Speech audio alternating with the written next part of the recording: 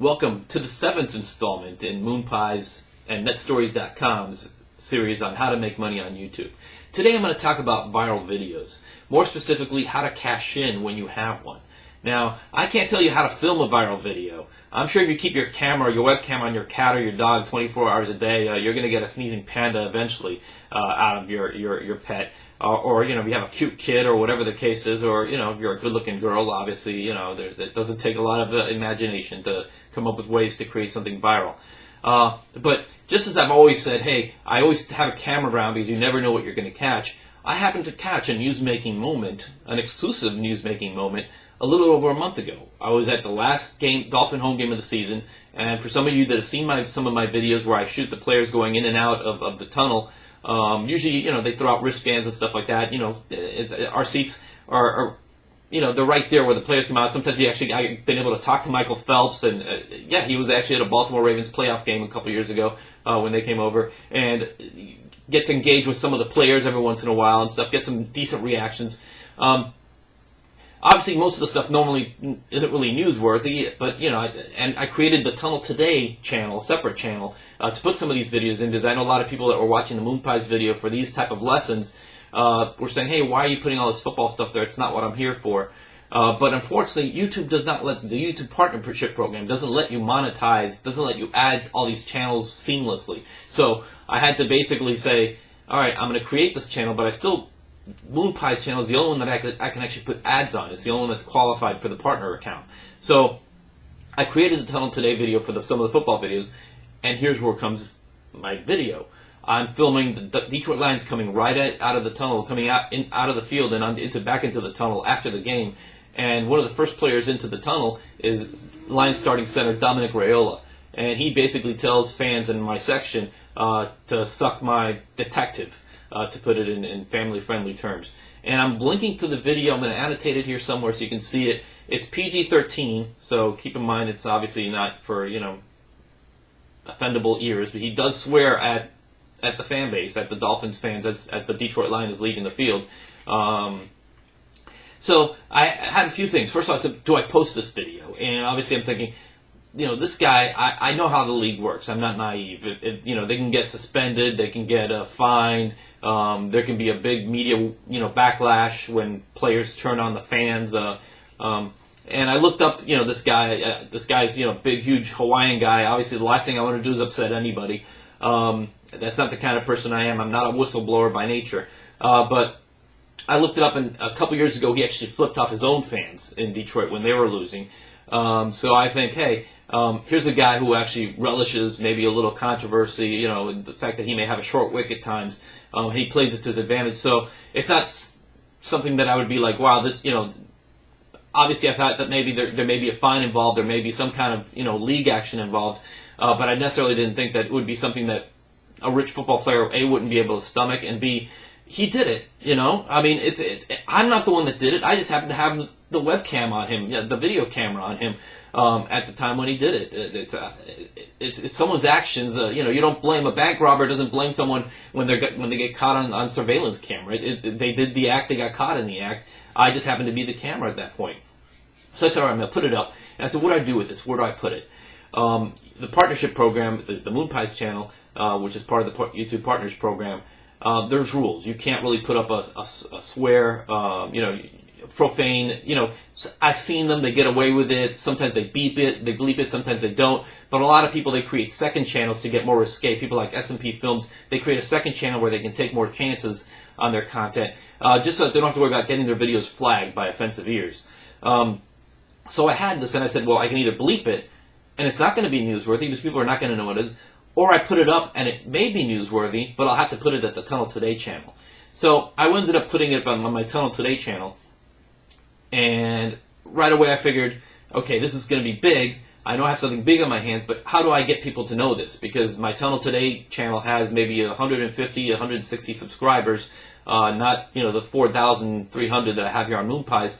And it's not that a lot of people are checking in on this, and not the kind of newsworthy people that were. So once I uploaded it, I immediately got on the websites of the four local, ABC, NBC, CBS, Fox news affiliates for their local news departments. And I sent emails to 3 of the 4 of them. The 4th one I couldn't really figure out how to do. They didn't have a little option to send links to, when you catch news, send them the links to the videos and stuff like that. And I waited, and nothing really happened. But one thing I did before I went to sleep that night, this was Sunday night, the 26th, 27th? The 26th, yes. December 26th. I went over to CBSSports.com, where I have a few fantasy football leagues that I'm in there. So I'm there quite a bit. And on the message boards, they were discussing the game, and I put the link there. Hey, did you catch Dominic Raiola on the way out of the game? And put the link. Boom. Now, I don't know if it was the NBC affiliate that I had emailed that contacted the national NBC Sports, or if the CBS Sports message started to go viral and people started to pass it around that way. But when I woke up the next morning, I had a bunch of video comments already, and Mike Florio from NBC Sports had blogged about it in his ProFootballTalk.com website, which is actually the NBC Sports. Pro Football Talk is the NBC Sports football website. And from there, it just took off. The Detroit Free Press blogged about it. Adam Schefter from ESPN tweeted about it with a link right to my Tunnel Today page. And then it started embedding videos on Deadspin.com, and even somehow on HuffingtonPost.com embedded that video. Now, I followed my own lessons here. I'd created a blog, I had a Tunnel Today blog I created when I opened that channel. So I had posted the link there, and then at the very top of that video, I had put the hyperlink, http://tunneltoday.com, and the name of the video that I had created at Blogger, where I have little ads there to see that'll at least one way to sort of monetize the process. Once I created that, I went back and I said, all right, I have this video that I can't put YouTube ads on. And it's not going to be popular much longer, because the Dolphins, a week later, they're playing the Patriots. A week later, the Lions were playing their season finale. It wasn't really going to matter. This is just the home finale for the Dolphins. I had to act quickly. So what I did is I followed one of my rules that I said about video responses. I cross video responsed it. I made the Tunnel Today video response of the full video. Now, yeah, what I did is I made the short video, which is 17 seconds of the actual swear played twice and then slowed down to make it a 17-second video. Would have been about 3 or 4 seconds before. Without that, I figured let me make it a little longer. And on the Moonpies channel, I put in the full 8-minute video, the whole 8 from beginning to end, which is just players walking in and out, and I bleeped out the expletive. And so I was able to put ads on the Moonpies channel, and on the Tunnel Today channel, find a way to bring traffic back to my Moonpies channel, flipping back and forth. So what happened here was I still had a problem. I still had these videos, Deadspin.com, HuffingtonPost.com, and people were posting it on other websites. They're just embedding the video, and I wasn't really monetizing that because there was no way for that to lead to anything. So I actually used the annotation feature, which I've used before here, on the Tunnel Today video, which now has 237,000 views, by the way, in the past month and change. Most of that happened in that first week. I think it hit 200,000 about a week and change, and now it's just been a little trickle. It's as I figured, it would be hot for a moment, like most viral videos are, and forgotten pretty much after that. But by putting that link, I put the link in to the original Moonpies video. I put, check out, Dominic Raiola, the censored version of this video. So if a station wanted to play the censored version, they could go over to my Moonpies channel and have the regular video, and it worked out well. My football videos, they usually get a decent amount of views. Sometimes this one wound up getting 20,000, largely from the links that came from that 237,000 views that I had on this viral video. So. Could I have done things differently? Yeah, I probably could have.